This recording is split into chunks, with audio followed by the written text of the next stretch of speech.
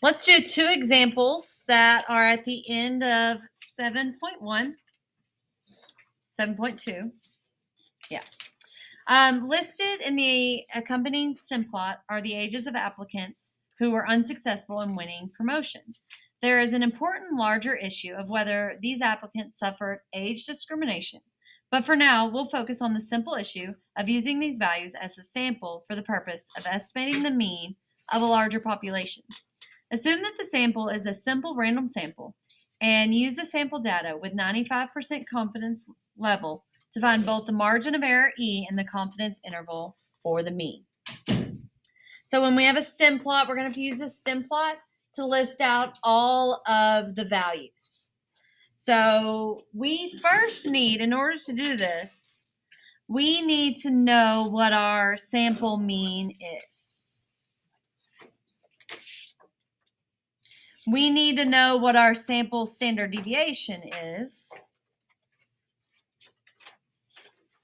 We need to know how many values we have, our trial sample size.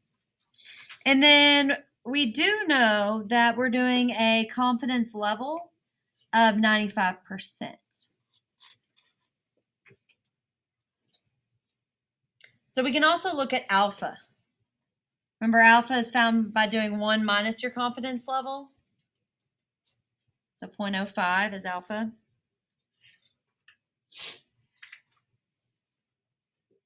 So we need to find these values here. We have data. We're going to use this data to find those values.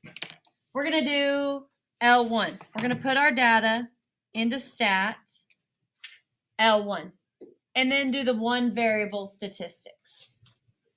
So this would be 34, right? Because it's a stem and leaf plot. So 34. Go ahead and put these all in right now.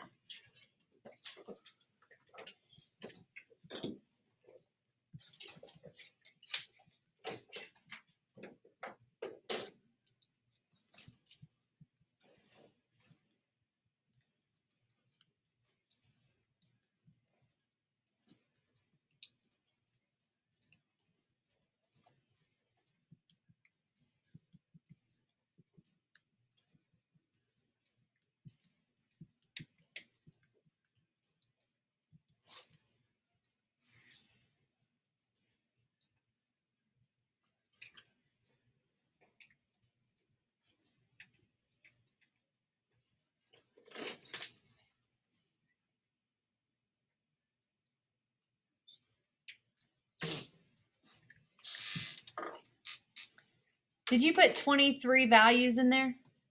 Yes. Okay. So 23 is in then. And the way I saw it here was my last number of 16. It says L1 23. So that actually tells you how many you have. Okay, once you put that in, do our one variable stats.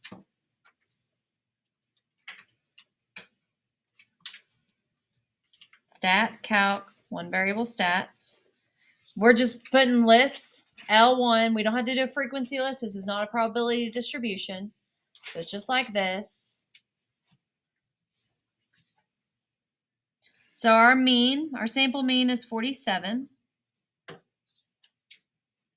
And our sample standard deviation S is 7 point, let's do 23.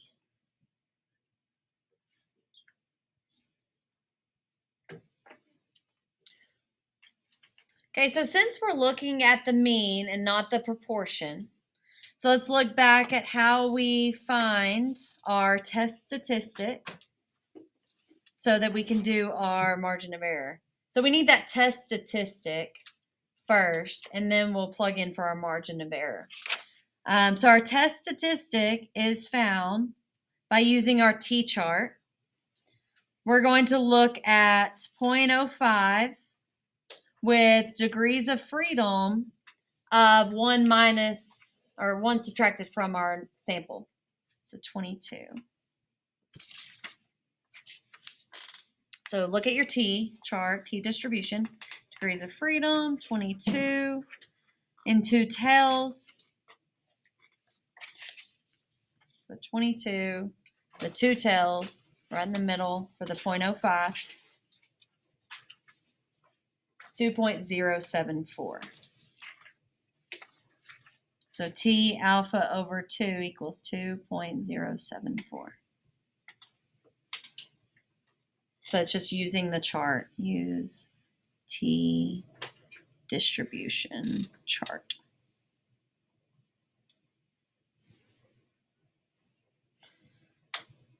We need to do our margin of error now because it's asked, what is the margin of error, and find your confidence interval.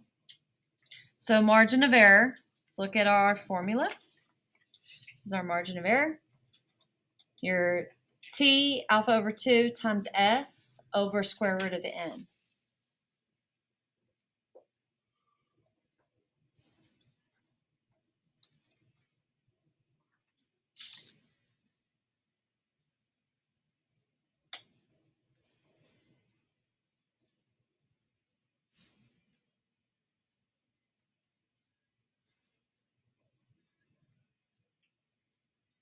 Plug in your numbers.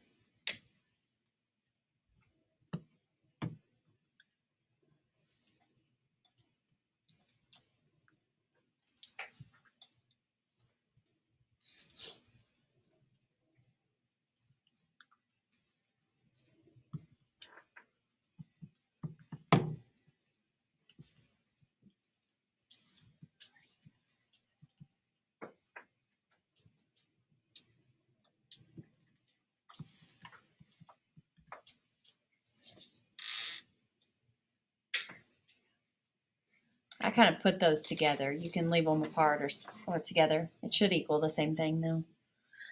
So 3.122. No, 127. I don't know why I have that.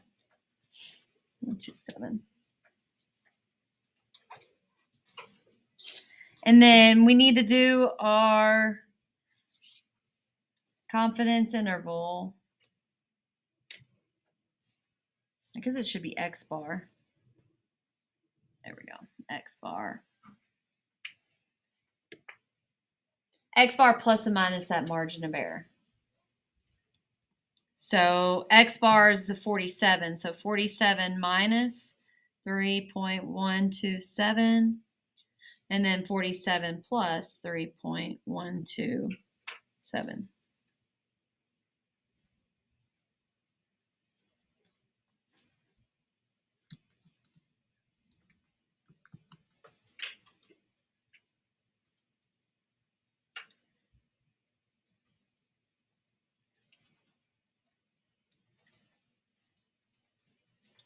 Did y'all get these same numbers? Okay. And then we'll go here. So 43.873 and then 50.127. So that'll be our confidence interval.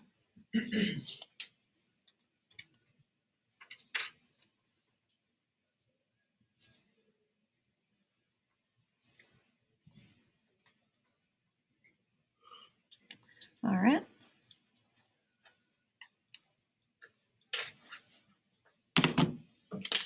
Let's go to the next example, our last example. So listed below are the speeds. Simple random sample obtained on the highway at 330. Speed limit is 65. Use the sample data to construct a 99% confidence interval for the mean speed. What does the confidence interval suggest about the speed limit? So look at our speeds. What do y'all think? Just, they're all going under the speed limit, yep. So let's do a 99% confidence interval. So we need to know our X bar, S, N. We know our confidence level is 0.99. So then alpha is 0.01.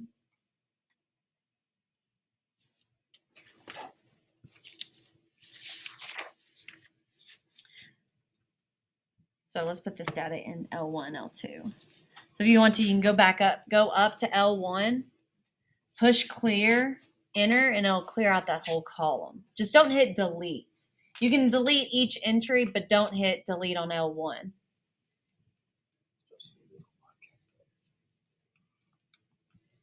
Do what? Did they? Yeah. Yeah, clear out the memory maybe.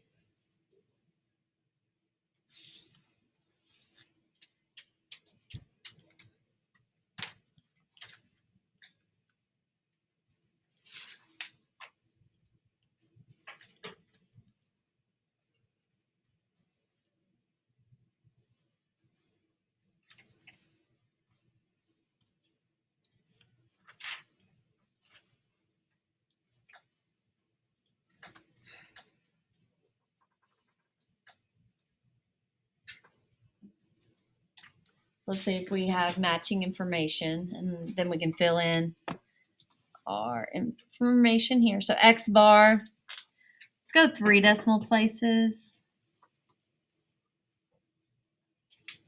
S 4.075. 12 samples of data.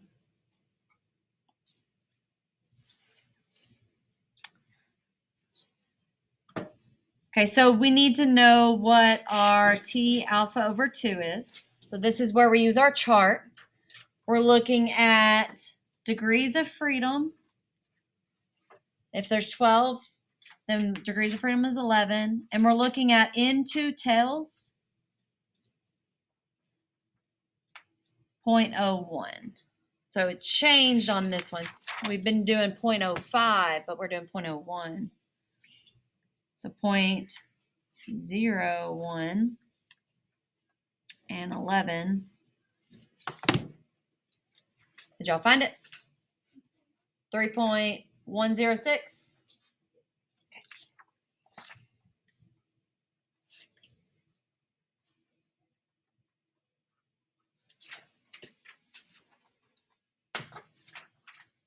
So once you find that, you can do your margin of error.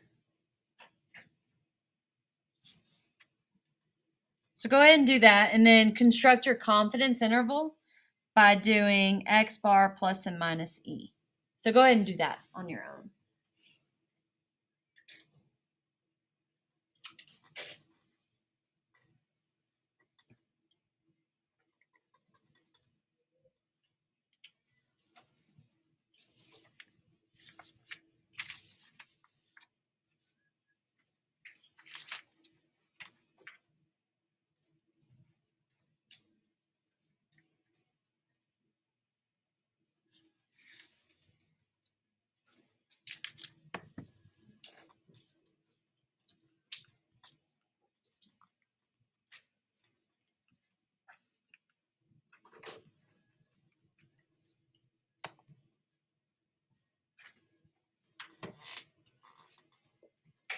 Let's go 3 decimal places.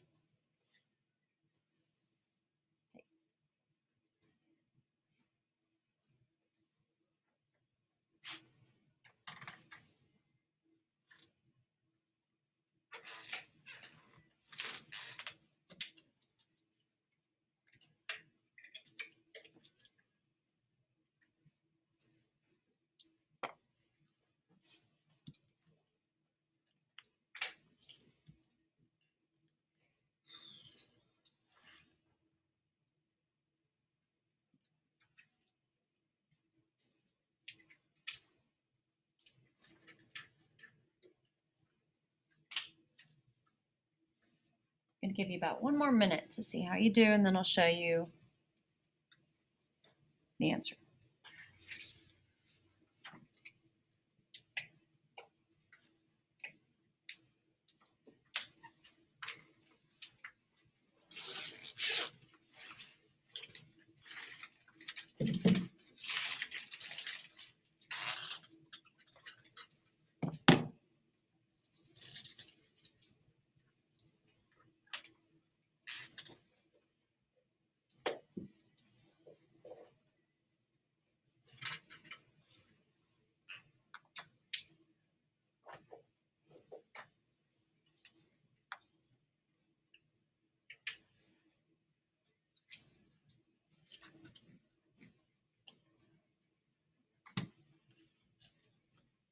All right, so here is what I got.